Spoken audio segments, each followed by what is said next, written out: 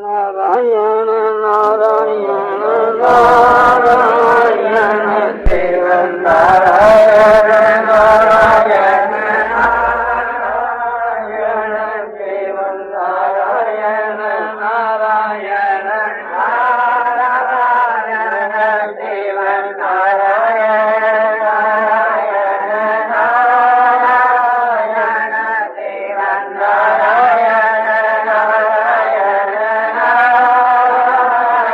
नारायण शिव नारायण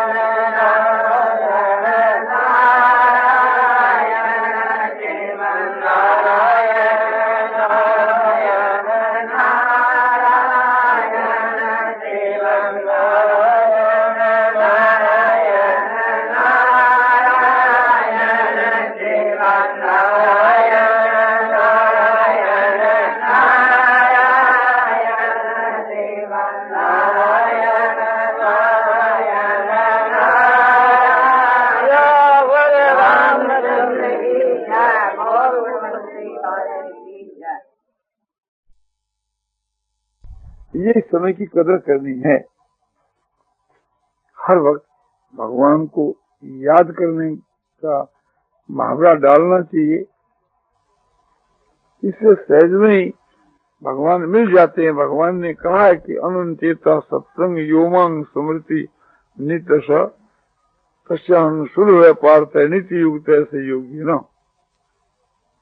गीता अध्याय 8 श्लोक 14 में भगवान कहते हैं कि अनन मन से या अनन मन हुआ पुरुष निरंतर मेरा स्मरण करता है, मुझको याद रखता है, उसके लिए, उस नित्य निरंतर स्मरण करने वाले योगी भक्त के लिए मैं सुलभ हूँ, यानी सहज में प्राप्त हो जाता हूँ। उसको कोई परिश्रम करना नहीं पड़ता। जिस काम के बीच में कोई परिश्रम नहीं, कोई पैसे खर्च नहीं, और समय सार्थक हो जाता है, उस काम में अपना समय बिताना बुद्धिमत्ता है, नहीं तो मूर्खता है। ये मनुष्य का जीवन आपको ऐसा आराम और भोगों के लिए नहीं मिला है, किंतु जो मूर्ख इस काम में अपने समय को व्यर्थ गंवाता है, उसके लिए तुलसीदास जी कहते हैं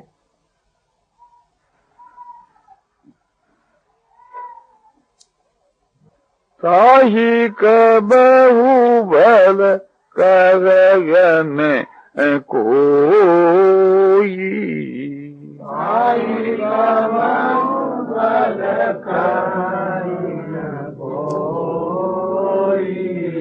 गुंजा गहे परस मणि खोई,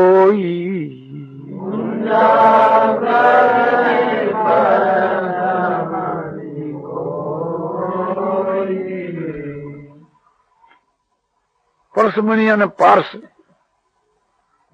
और गुंजा यानी घूमची चिरमी। जो मनुष्य पार्स को खोकर के बदले में घूमची लेता है, उसको कोई भी बुद्धिमान यानी अच्छा आदमी नहीं बतलाएगा, मूर्ख ही बतलाएगा। यही कहेंगे कि मूर्ख। तो ईश्वर ने हमारे को जो बुद्धि दी है, विवेक दी है, उसकी कदर करनी चाहिए, उसका उपयोग ठीक करना चाहिए, उसका दुरुपयोग नहीं करना चाहिए। वही बुद्धि हम भजन ध्यान में लगावें, भगवान के तत्व रहस्य को समझने में लगावें, भगवान के गुण और प्रभाव को जानने में लगावें, भगवान के नाम रूप और चरित्र के तत्व रहस्य को समझने में लगावें, तो बुद्धि हमारे लिए कल्याणकारक होती है। और उस बुद्धि को हम दूसरे के अनिष्ट में लगावें या समझो कि अणु बनाने में लगावें, ऐसा समझो कि जिसमें मनुष्यों का जीवों का संहार हुए उस काम में लगा मैं, तो बुद्धि का दुरुपयोग करना है, उसका फल है सो घोर दुख की प्राप्ति। तो ईश्वर ने जो कुछ सामग्री हम लोगों को दी है, ऐश्वर्य दिया है, कुटुंब दिया है, शरीर दिया है, बल दिया है, बुद्धि दी है, विवेक दिया है, सब आत्मा के उद्धार के लिए। तो इन सब को परमात्मा की प्राप्ति के साधन में लगा देना चाहिए कि जब तक एक प्रकार से मृत्यु दूर है, उसके पहले पहले ही देहांत के बाद तो कुछ आप कर ही नहीं सकेंगे। तो ये इसका सदुपयोग करना है, इसके विपरीत काम में लगाना है, दुरुपयोग करना है। ईश्वर की बड़ी कृपा है जो हम लोगों को उत्तम देश, उत्तम काल, उत्तम जाति, उत्तम धर्म में जन्म दिया है। ऐसे मौके को पाकर के भी जब हम अपनी आत्मा का कल्याण नहीं करेंगे तो कब करेंगे?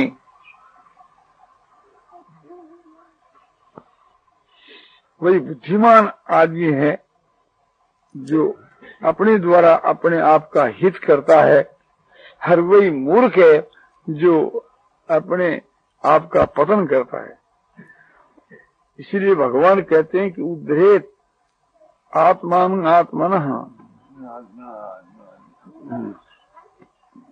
उद्धरेत आत्मा के द्वारा आत्मा का उद्धार करना चाहिए, अपने आप के द्वारा अपने आप का उद्धार करना चाहिए। उद्धार करना क्या है? तो जिस बात को आप उत्तम समझो उसका तो पालन करना, और जिस बात को आप खराब समझो उसका त्याग करना, यही अपनी आत्मा के द्वारा अपनी आत्मा का उद्धार करना है। उन्हें आत्मान अवसाद, ये आत्मा का जो सो अपने आप का अपने द्वारा पतन नहीं करना चाहिए। पतन करना क्या है? जिसको हम बुरा काम समझते हैं और समझ करके भी उसको छोड़ते नहीं, और निद्रा है, आलस है, प्रमाद है, इसको भी हम नहीं छोड़ते, और दुर्गुण है, दुराचार है, पाप कर्म है, उसको भी हम नहीं छोड़ते। हमारे में जो दुर्व्यसन है इनको भी नहीं छोड़ते। ये अपने आप का अपने आप के द्वारा पतन है। और अपने आप का पतन क्या है कि परमात्मा की प्राप्ति का जो साधन है उसका हम संपादन नहीं करते, और आलस और मूर्खता के वश से उसके विपरीत ही काम करते हैं। ये अपने आप का अपने आप के द्वारा पतन है। इस विषय के वहां मन, बुद्धि और इंद्रिया और तुम्हारा स्वभाव, ये इसके वहां निमित्त है। मन, बुद्धि और इंद्रिया जिसके बस में है, जीते हुए है, उनके तो वे मित्र के समान काम करते हैं, और जिनके जीते हुए नहीं है उनके वे शत्रु के समान तो बरतते हैं, शत्रु के समान काम करते हैं। तो इन सब को अपने बस में करना चाहिए, अनुकूल बनाना चाहिए, और संसार के पदार्थों से, भोगों से हटा करके परमात्मा की तरफ लगाना चाहिए। संसार के बीच के वहां वैराग करना चाहिए, और फिर इससे उपरम होकर के परमात्मा में अपने मन, बुद्धि और इंद्रियों को लगा देना चाहिए। ये सबसे बढ़कर उत्तम मार्ग है, और इसीलिए ईश्वर ने आपको विवेक और बुद्धि ये सब दिए हैं, उनका उपयोग ठीक करना चाहिए, जो आगे जाकर के आपको पश्चाताप करना नहीं पड़े। और इन सब साधनों को पाकर के भी उस परमात्मा की प्राप्ति से आप वंचित रहते हैं, तो अच्छे पुरुष आपको कह सकते हैं कि आपको धिक्कार है, आपके जन्म को धिक्कार है। और आपके लिए ये बहुत ही अफसोस की बात है, दुख की बात है, लज्जा की बात है और भय की बात है। और आगे जाकर के पश्चाताप करने पर भी कोई कार्य की सिद्धि नहीं होगी। जब काम बीत जाएगा फिर क्या होना है। अब पछताया क्या बने जब चिड़िया चुग गई खेत। तो ये बात चली थी कि भी ये जीव यानी मैं कौन हूँ। तो ये इस शरीर के मां जो सुख दुख का जो भोगने वाला जो चेतन दृष्टि चेतन है, ये जीवात्मा है। और कहां से आया कि 84 लाख योनियों में भ्रमण करता करता इस मनुष्य शरीर में भगवान की कृपा से आया है। क्यों आया है कि अपने आत्मा के कल्याण के लिए। और करता क्या है कि समझो कि अपने समय को नष्ट करता है, मिट्टी में मिलाता है और अपने नरक में जाने का मार्ग बनाता है, काम क्रोध के वशीभूत होकर के। त्रिविधं नरके सेदं द्वारं नाशनमात्मनः काम क्रोध तथा लोभ तस्मात् एतत् त्यजेत्। काम क्रोध और लोभ ये 3 साक्षात नरक के द्वार हैं, आत्मा का पतन करने वाले हैं। इसलिए अर्जुन तुम इनके वश में मत हो। अतः इन तीनों का तुम त्याग कर दो। ये नरक के द्वार है, नरक में ले जाने वाले हैं और आत्मा का पतन करने वाले हैं। इन तीनों का त्याग करके और आत्मा के कल्याण के लिए तुम उत्तम आचरण करो। आत्मा की प्राप्ति के लिए अपना समय साधन में लगाओ, जिससे तुम्हारे को परम गति की प्राप्ति हो। काम जो है ये व्यभिचार के द्वारा नरक में ले जाता है। क्रोध जो है दूसरा को अनिष्ट करने रूप जो पाप है उसके द्वारा नरक में ले जाता है। और लोभ जो है झूठ कपट चोरी बेईमानी दगाबाजी के द्वारा जो है सो नरक में ले जाता है। इसलिए तीनों एक प्रकार से त्यागने के योग हैं। भगवान कहते हैं सकनोति यशोढुम प्राक शरीर विमोक्षणात् काम क्रोध भवन वेगम स्वयुक्त सुखी नर। शरीर विमोक्षणात् प्राक मानस शरीर से छूटने के पहले पहले जो मनुष्य काम और क्रोध के वेग को जीत लेता है, सहन कर लेता है, वही मनुष्य सुखी है और वही योगी है। मनुष्य के शरीर को पाकर के यदि काम क्रोध को हमने नहीं जीता तो अन्य योनियों में तो ये काम होना संभव ही नहीं है। मनुष्य का शरीर ही आत्मा के उद्धार के लिए है, दूसरी सब योनियां भोग योनियां है। ये मनुष्य का शरीर तुम्हारे हाथ से चला जाएगा, उसके बाद में न मालूम तुम किस योनि में जाओगे। किसी भी योनि में आप जाएं, वहां आपके कार्य की सिद्धि नहीं हो सकती, यानी आपकी आत्मा का उद्धार नहीं हो सकता। ये जो आप विचार करो कि मेरे मरने के बाद मेरे जो भाई हैं या मेरा लड़का है या मेरी स्त्री है, ये जो मेरे उत्तराधिकारी हैं, ये मेरी आत्मा का कल्याण कर देंगे, तो ये तुम्हारी समझ जैसो गलत है। ये लोग अपने आप का कल्याण कर ले में तो बहुत है, तुम्हारे को समझो कि कहीं डुबोवे नहीं तो बहुत है। जो आदमी ये चाहता है कि मेरी स्त्री मेरा लड़का जो कुछ मेरे लिए करें वो मुझको परलोक में मिले, तो ये ख्याल रखना चाहिए। उस पर आप जब निर्भर होगे वे जो पाप करेंगे उनका भी फल आपको मिलेगा और पुण्य का भी। शास्त्र में तो यहाँ तक बताया है कि स्त्री का जो पाप है, आधा पाप उसका पति भोगता है, लड़के का पाप जो उसके माता पिता भोगते हैं, शिष्य का जो पाप वो गुरु भोगता है, यानी दोनों मिलकर के ही भोगते हैं, क्योंकि वे शासक हैं।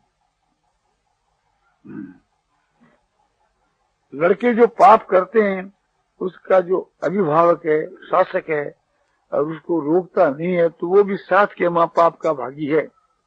जैसे चोर चोरी करता है और उसके माता पिता उसको मना नहीं करते तो एक उसे कष्ट को उसके माता पिता को भी एक दिन भोगना होगा, क्योंकि वे चोर के साथी। ये भी ख्याल करना चाहिए कि स्त्री पति के पाप को नहीं भोगती। पति जब पाप करता है तो स्त्री उसको नहीं भोगती। क्यों नहीं भोगती? कि स्त्री तो उस परतंत्र है, उसके अधीन होकर के रहती है। इसी प्रकार से लड़के भी माता पिता के पाप को नहीं भोगती, वे भी ऐसो माता पिता के अधीन है। तो जो अधीन होकर के रहता है वो पाप का भागी नहीं होता। मालिक जो है वो पाप का भागी होता है, गुमास्ता नहीं। जो राजा होकर के प्रजा का ठीक शासन नहीं करता तो प्रजा जो पाप करती है उसका अंश राजा को भी भोगना पड़ता है, किंतु राजा जो पाप करता है उसका अंश प्रजा नहीं भोगती, क्योंकि प्रजा अधीन है उस राजा की, उसकी कोई बस की बात नहीं। तो जो मालिक है वो पाप का भागी होता है, पाप का कुछ अंश भोगता है, और जो उसके अधीन होकर रहने वाले हैं वे अपने मालिक के पाप को नहीं भोगते। इसलिए अधीन होकर रहने में ही लाभ है। भगवान के अधीन होकर रहना सबसे बढ़कर के है। महात्माओं के अनुकूल होकर के रहना ये भी अच्छी बात है, और धर्म के अनुकूल चलना बहुत ही अच्छी बात है, किंतु अपने अधीन होकर दूसरों को रखना ये अच्छी बात नहीं। हम पशुओं को बांध करके रखते हैं तो ये एक प्रकार से ठीक नहीं, और हम किसी के अधीन होकर के रहें वो हमारे हित की बात है। तो इन सब बातों को ख्याल में रख करके अपना जो जीवन है उसको सार्थक करना चाहिए, अपने समय को सार्थक करना चाहिए, समय का दुरुपयोग कभी नहीं करना चाहिए। शास्त्र के विपरीत काम के में समय को लगाना ये समय का दुरुपयोग करना है। तो शास्त्र के विपरीत मन को, तन को, धन को, रुपयों को, समय को कभी नहीं लगाना चाहिए, किंचित मात्र भी नहीं लगाना चाहिए। यही बुद्धिमत्ता है। तो इस प्रकार से जो मनुष्य अपने बुद्धि से काम लेता है वही बुद्धिमान समझा जाता है, और अपने बुद्धि का जो दुरुपयोग करता है वो मूर्ख समझा जाता है। नारायण नारायण नारायण नारायण नारायण नारायण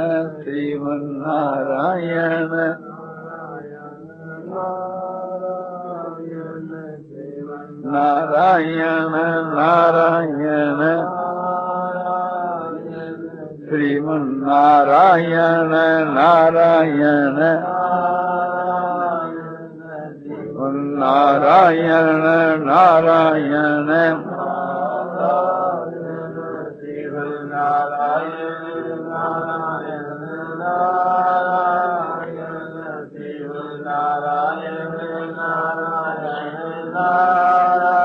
श्यावर रामचंद्र की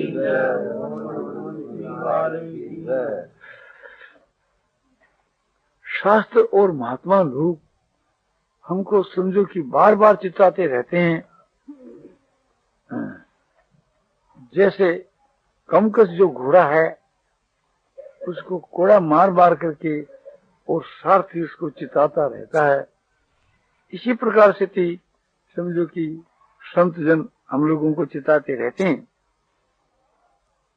कबीरदास जी कहते हैं कि कबीरा नौबत आपनी दिन दस ले बजाय, यह पुर पट्टन यह गली बहुरी न देखो आए। हे कबीर, ये 10 दिन की नौबत चाहे जैसे बजा लो, फिर तो ये पुर और पट्टन ये गली कभी आकर के नहीं देखोगे। दो बातन को भूल मत जो चाहत कल्याण, नारायण एक मौत को दूजे श्री भगवान। नारायण कभी कहता है कि 2 बात को कभी मत भूलो, एक तो भगवान को और एक मृत्यु को। मृत्यु को याद रखने से उससे पाप बनती में नहीं आता, और भगवान को याद करने से उसकी आत्मा का उद्धार हो जाता है। सुतदारा और लक्ष्मी पापी के भी होय, और संत मिलन और हरि भक्ति दुर्लभ जग में दो। स्त्री पुत्र और धन ये तो पापियों के भी देखने में आते हैं, किंतु ईश्वर की भक्ति और सत्पुरुषों की संगति ये 2 चीज संसार के वहां दुर्लभ है। वो प्रयत्न साध्य है, इस वास्ते उसके लिए प्रयत्न करना चाहिए। ईश्वर की कृपा का आश्रय लेकर के जो प्रयत्न करता है उसका प्रयत्न सफल हो जाता है। आज काल की 5 दिन जंगल होएगा बास, ऊपर ऊपर हल फिरे ढोर चरेंगे घास।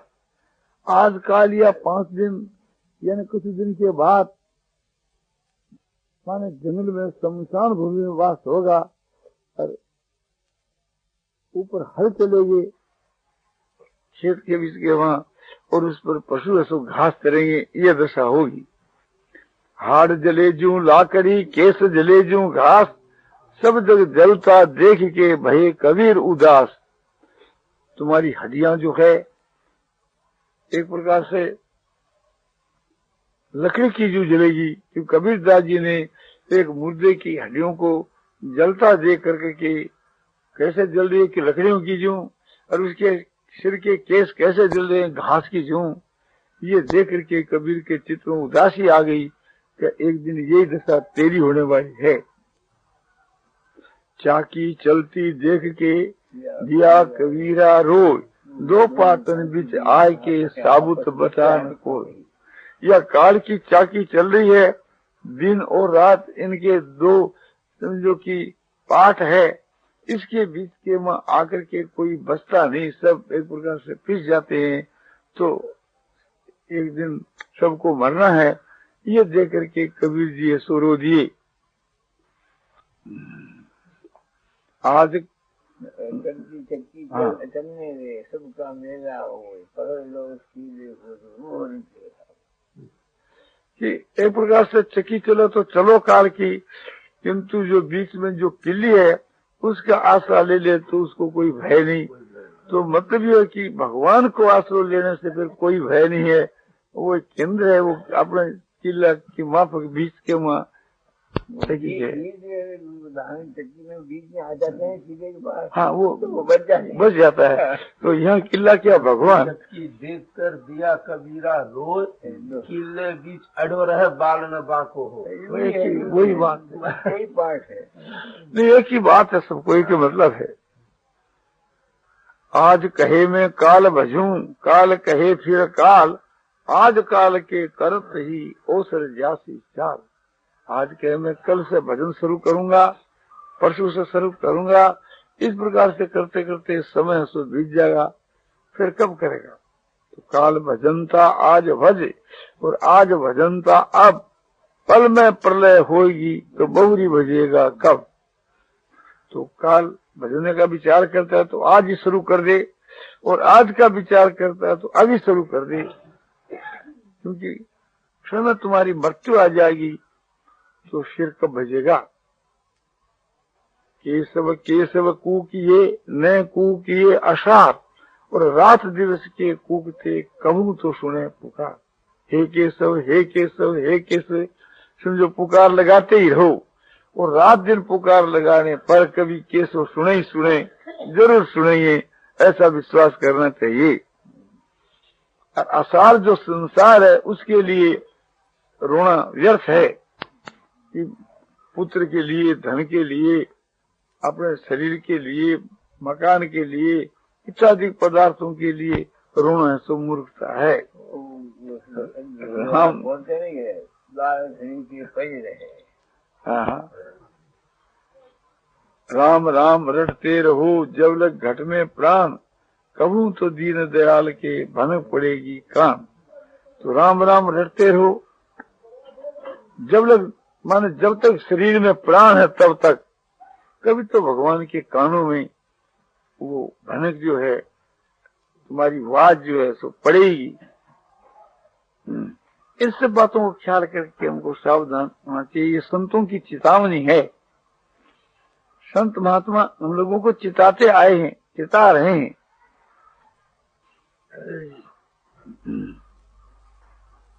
आए थे कछु लाभ को और खोए चले सब मूल, और फिर जाओगे सेठ पा तो पले पड़ेगी धूल। हम लोग समझो कि धर्मराज जो हमारा सेठ है, उसे मनुष्य का शरीर है, ये मनुष्य का शरीर रूपी ये धन लेकर आए थे, और इस मूल को गंवा करके चले जाएंगे और फिर धर्मराज के पास अर्जी डालेंगे कि हमारे को एक बार मनुष्य का शरीर फिर दो, तो पले में धूल पड़ेगी। देखो, इस पर एक छोटी सी कहानी है कि कोई एक पुरुष संत महात्मा के ऊपर दया करता था और उसको दुखी देकर महात्मा ने कहा कि तुम दुखी क्यों हो? उसने कहा कि मेरे सिर पर ऋण हो गया इसलिए मैं दुखी हूँ। तो महात्मा ने कहा कि मैं तुम्हारे को पार्स दे दूं तो तुम्हारा दुख दूर हो सकता है। बोले पार्स तो आप मुझको एक दिन के लिए भी दे दो तो मैं मालो माल हो सकता हूँ। तो महात्मा ने वो पार्स दे दिया। बोला 1 महीने तक तुम्हारे पास ये पार्स रहेगा। और उसने आकर क्या किया कि लो ही लो खरीद किया, और महीना बीत गया तो पार्स अपने आप गायब हो गया। अब देखता है तो पार्स नहीं है, किसी को विचार करता है तो महीना बीत गया। अब फिर अपने महाराज के पास जाता है और दुखी चित्त से उदास होकर बैठता है। महात्मा ने पूछा क्यों भाई अब उदासी क्यों? बोले महाराज आपने तो बड़ी भारी कृपा की थी, किंतु मैं 1 महीने तक लोही खरीदता रहा। अरे बोले मूर्ख, लो क्यों खरीदा? अरे खरीदा तो एक प्रकार से थी हाथ का, तो इसके पार्स के क्यों नहीं लगा दिया तो बेड़ा पार हो जाता। लोग बहुत आए ये महाराज एक बार दे दो। ये बोले वह पानी मुल्तान गया तेरे फिर पास नहीं आए, अब वो फिर नहीं मिल सकता। तो यहाँ एक प्रकार से थी महात्मा कौन है कि धर्मराज, और हम रोज रोज उसके पास में जाते हैं, ये जिज्ञासु है। और उसने पार्स क्या दिया कि मनुष्य का शरीर, इस मनुष्य के शरीर को दिया था कि तुम रात दिन सोना बनाते हो, तुम्हारा दरिद्र भाग जाएगा। हम इस मनुष्य के शरीर को पाकर के समझो कि लोक का संग्रह किया, यानी पाप का संग्रह किया, कर्म करते रहे। कर्म एक प्रकार से थी ये पाप का संग्रह है, और इसको उसी वक्त हम भगवान के समर्पण कर देते तो एक प्रकार से वो हमारे सब कर्म सो सोना बन जाता। पुण्य कर्म है वो तो सोना बन ही जाता, और पाप का हमारे को भोग नहीं करना पड़ता, भगवान क्षमा कर देते।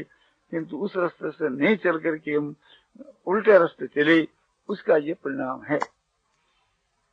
तो हम लोगों को सावधान होकर के और जो कुछ करें भगवान के समर्पण कर देना चाहिए, और समझो ये समझना चाहिए कि ये सब कुछ भगवान के हैं और मैं भगवान का हूँ, मेरे भगवान हैं।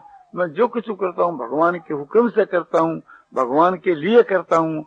बस इस प्रकार समझ करके जो कुछ कर्म करना भगवान के लिए करना चाहिए, अपने लिए नहीं। तो ये बड़ा सुगम मार्ग है और सहज में भगवान की प्राप्ति इससे हो जाती है। हर वक्त भगवान का ही समझो कि उसके ध्यान रहता है। तो इस प्रकार से थी भगवान की शरण होकर के और भगवान को याद रखते हुए और भगवान की स्तुति प्रार्थना करते हुए अपने समय को बिताना चाहिए। ये सबसे बढ़कर बात है। नारायण नारायण नारायण श्रीमन नारायण नारायण श्रीमन नारायण नारायण श्रीमन नारायण नारायण।